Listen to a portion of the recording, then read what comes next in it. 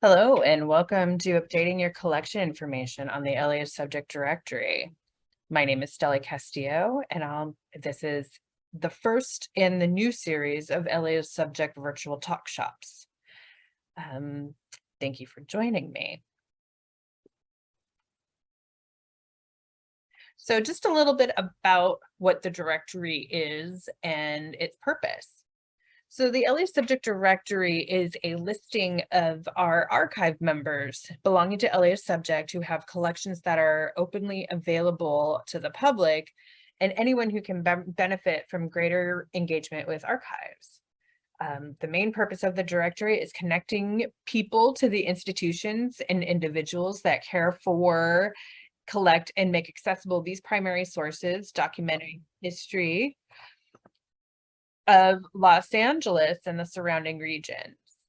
The directory also provides a centralized dynamic space that each LAAS subject archive member can utilize to promote, advocate for, and bring awareness to their collections.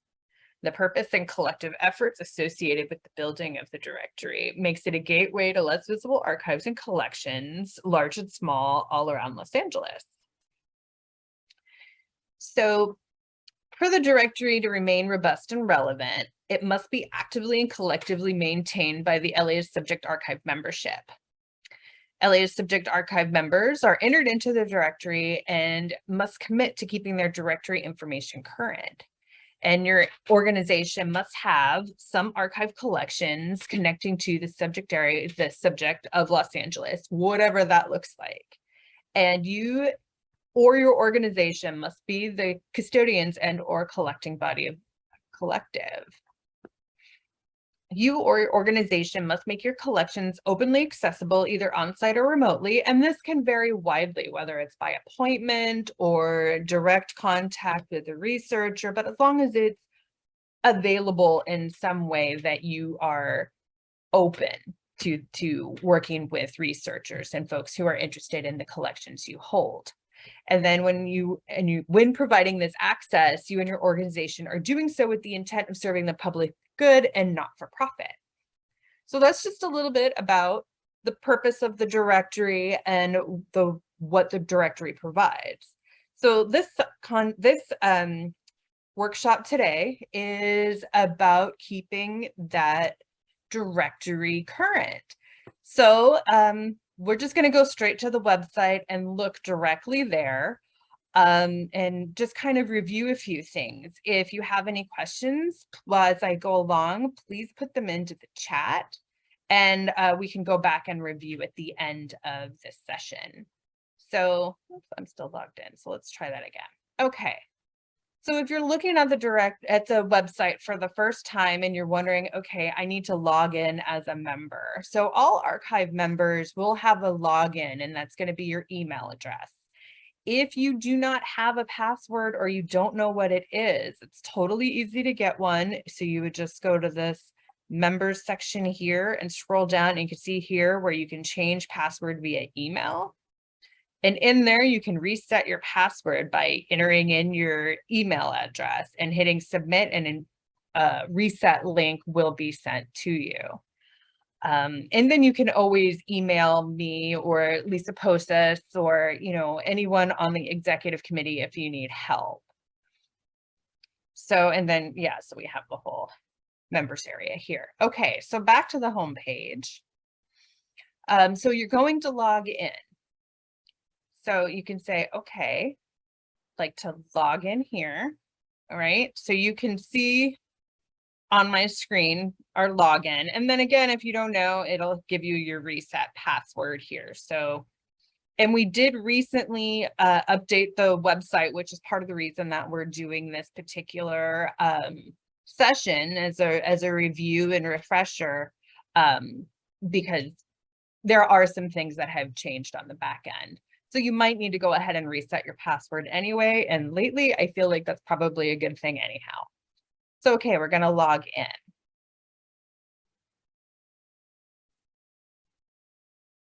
All right, so I've logged in, entering in my email and password, and it'll tell me information like when I joined, what my screen name is, etc. And you can edit your profile you know, at will in here. See view profile, edit profile.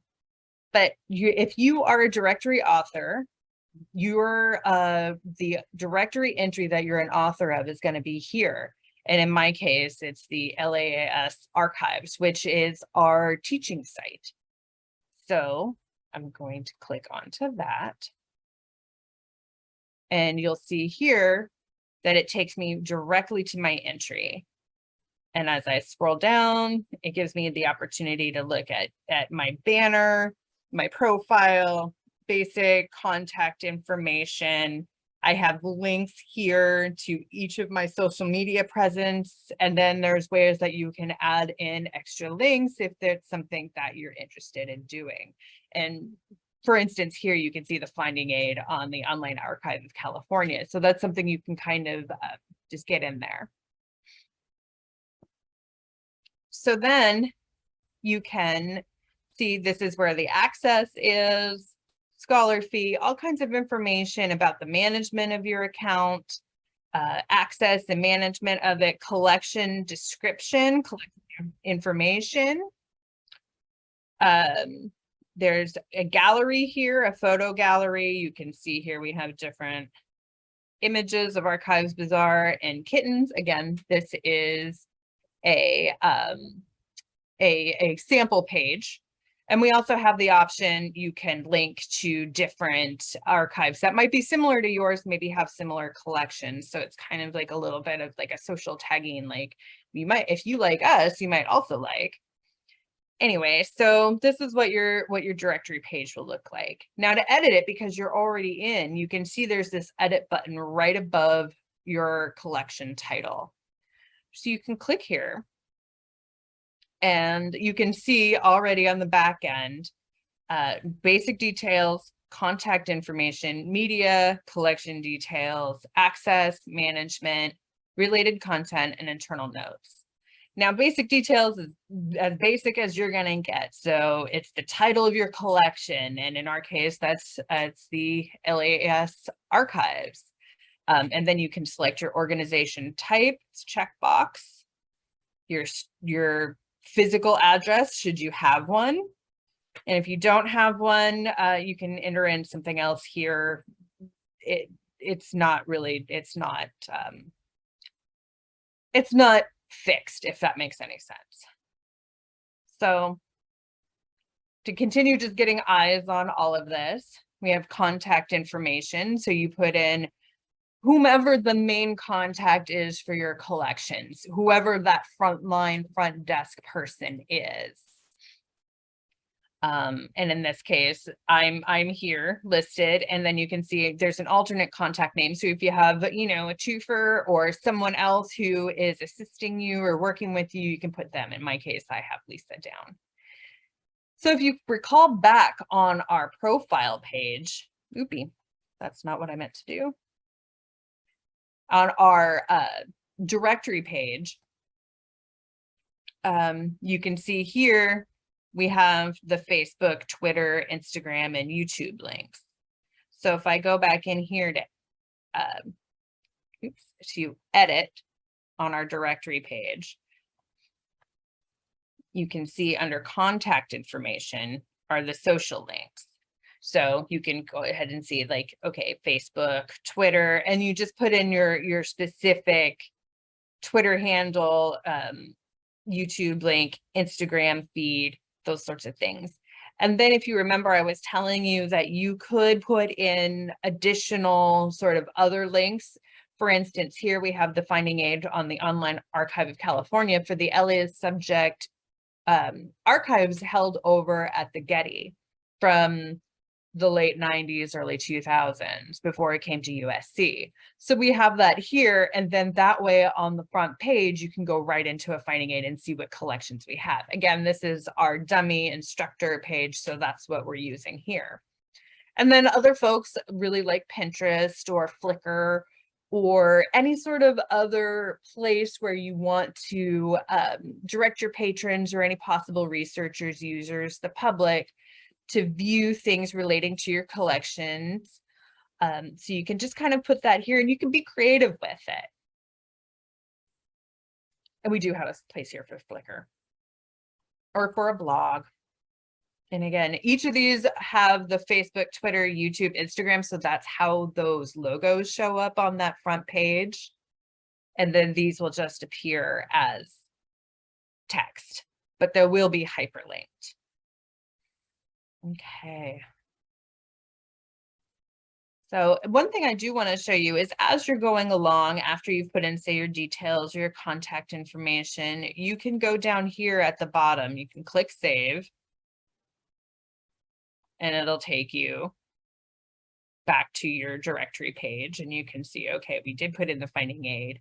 We did put in Facebook. These are linked. So, and then once you're ready to go back, you can go back into edit. Another thing that you can do in order to look at what your page looks like is there's this preview button down here on the lower left-hand side. You can click preview here and it'll show you, okay, this is where I'm at. Cool. No, it totally logged me out. No. Where is that button? Edit.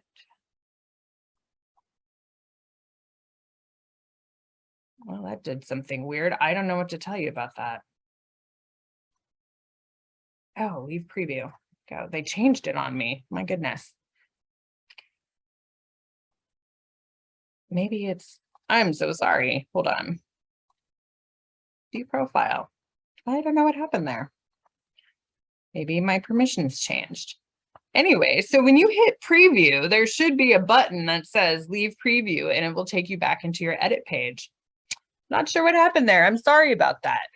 But anyway, no matter what, if you hit save, which is probably the best bet because then you won't lose anything that you've done and you can always go back and edit it out if you don't like it.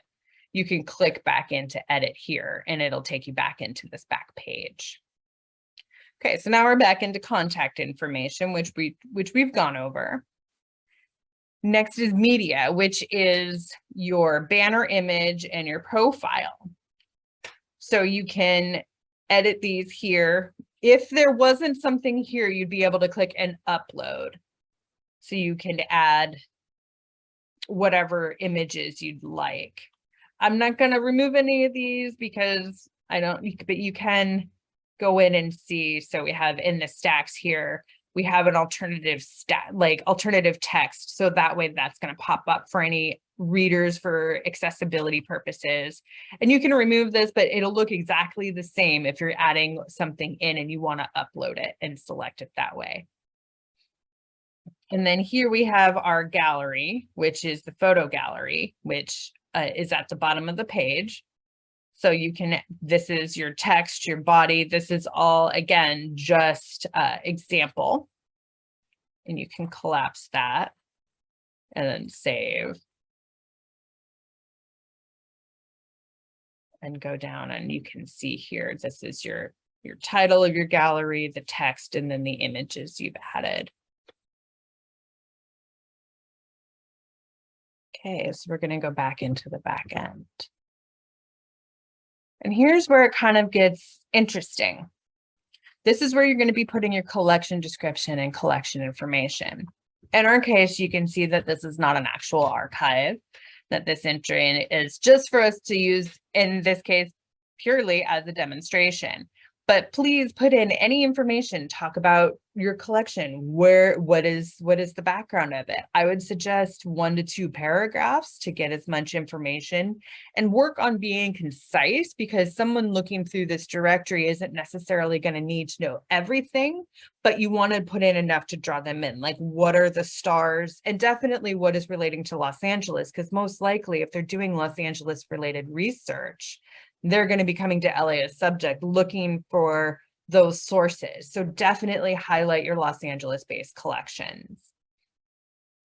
In here, you can put in different time periods and it's a drop down. So we can say we have all of these and maybe we don't have 1848 to 1899, you know, and then we have drop down with multiple types of language. If there's a language that you have that we don't have here, email me, please. And we would be happy to get that added in for you. So we could put in topics. We have all kinds of different topics here. So, and this is purely an overview, it's keywords. And I realize that most of your collections will be much more specific than this, but it's a gateway. Again, this entire directory is a gateway, and these designations are a gateway to bringing researchers to you and to your collections. So I've hit save. We can go down and see. You can see here where I added Spanish. You can see where I removed a time period here and added another one in, and I added a new holding. So it'll appear here, and these are hyperlinked and will take you to a listing in the directory of other collections that say hold Armenian language collections. We can look at that later if you'd like, but I do highly recommend that you spend some time on the directory clicking into different keywords and seeing what they pull up for you and how that might work into drawing users into your archives. Okay, so it's collection details, and we have access.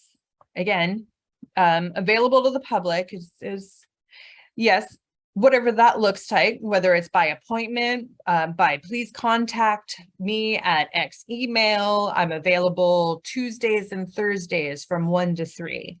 However that looks. So is it available to outside researchers? Whatever public hours there are. If there are no public hours, that's okay. You can put by appointment only. Oops, did I spell appointment wrong? Of course I did. Why not?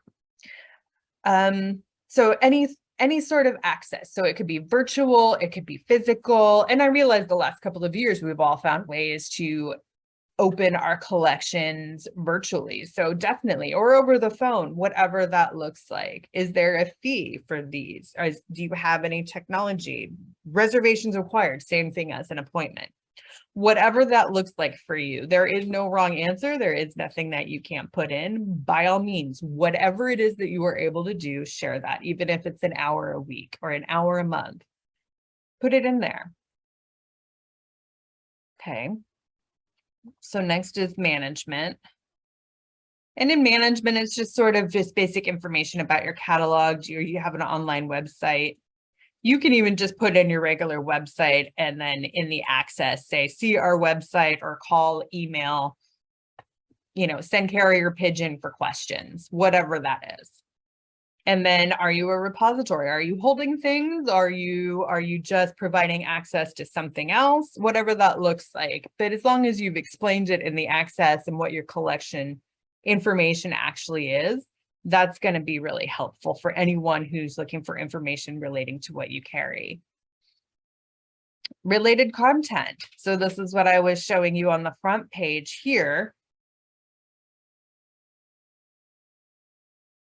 I apologize for all the scrolling, but I'm on a laptop and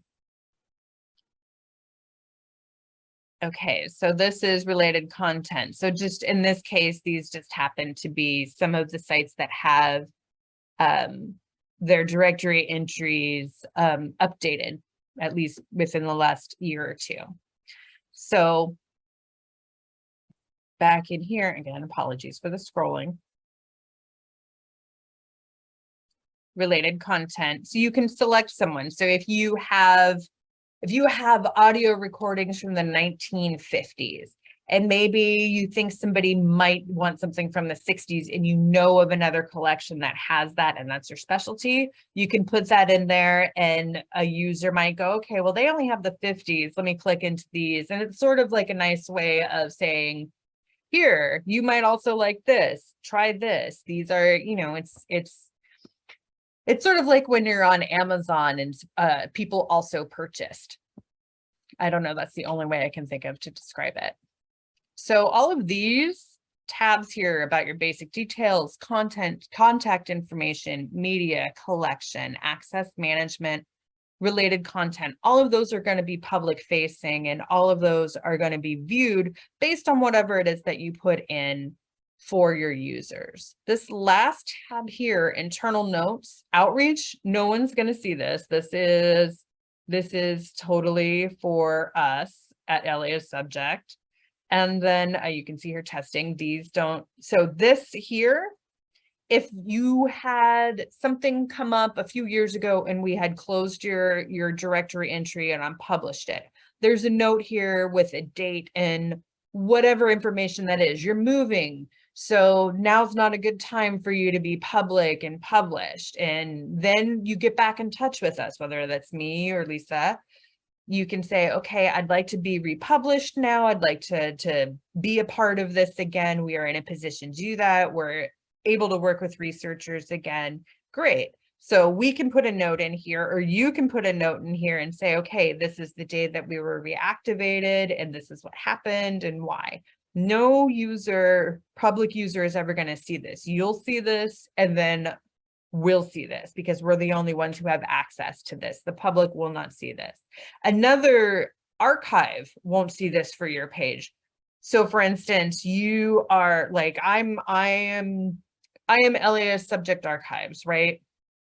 The USC Special Collections people, if they are going into their directory entry, they're not going to be able to see mine and vice versa. So you're not going to be able to work with anyone else's directory entry. It's only yours. So everything that you enter in here into these tabs that we've reviewed will be public. And then this here will always only be between you and whoever is administering the LAAS Subject website. Okay. I mean, that's kind of, that's the overview. I don't know, does anyone have any questions so far? I don't see anything in the chat.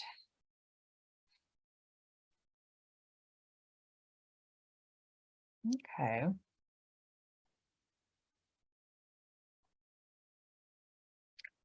So let's see. For other small things here, for your profile, you can edit information in here for your password. It gives you specific parameters for your password like most websites do anymore. And it tells you when you were added as a person and then later on as a directory author. And you can edit portions of this at any time that you need to. See. You are able to, let's see, let's go back to the archives here. Let's pop into editing the gallery.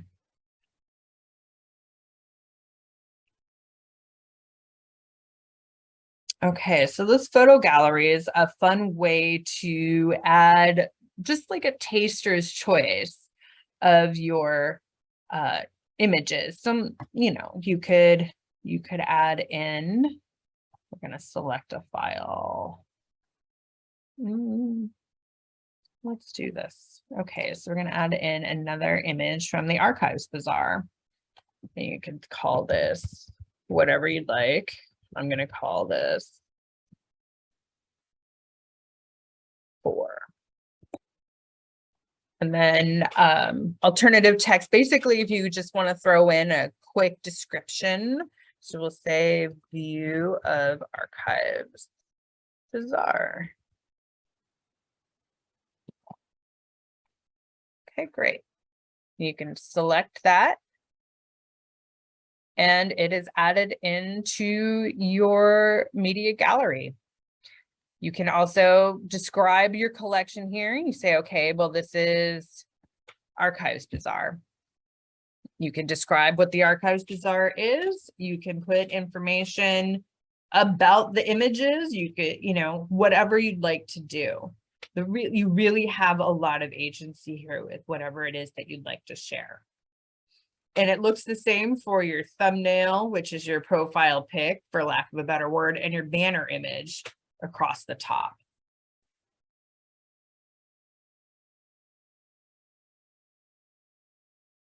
Okay. could add in Flickr here. Let's see.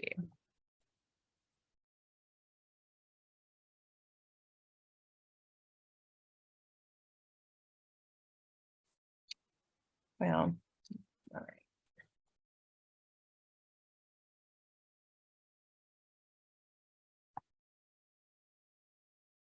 Actually, let's save this.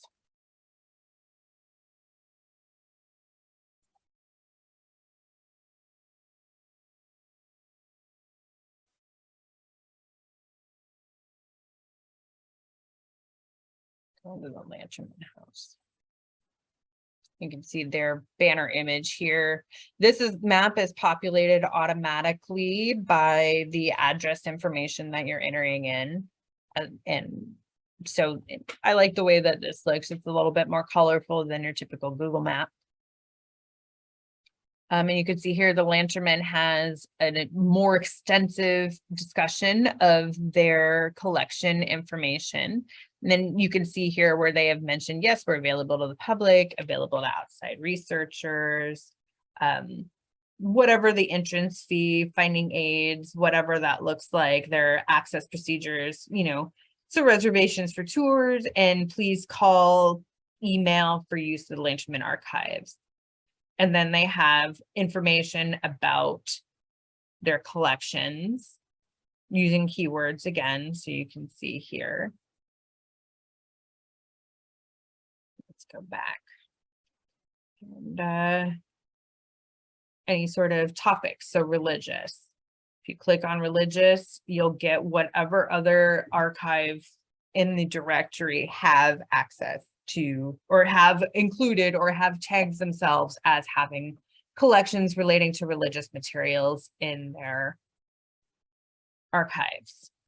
And then again, with the gallery, there's a nice description here of Roy and Emily Lanternman and their home, and we get a bonus dog, and you can see the images here. And then there's a second gallery in here where there's a totally different subject matter, meeting the Brockmeyers. So here is the Lanternmans, and then this is the Brockmeyers with photos relating to them and how they relate to the Lanternman house. So it's, again, it's a nice introduction into your collections and the variations, and everyone likes pictures. Okay. Well, if there aren't any questions, I think we might just call it here. If anyone has any questions, anything comes up, please feel free to email me, reply to the invitation. This session has been recorded and will be shared on the LAAS Subject YouTube page. You'll be able to find them from the LAAS Archives directory entry. Yeah, I think that's it. If no one has any questions, we will end it here. All right, have a great day, and thank you so much.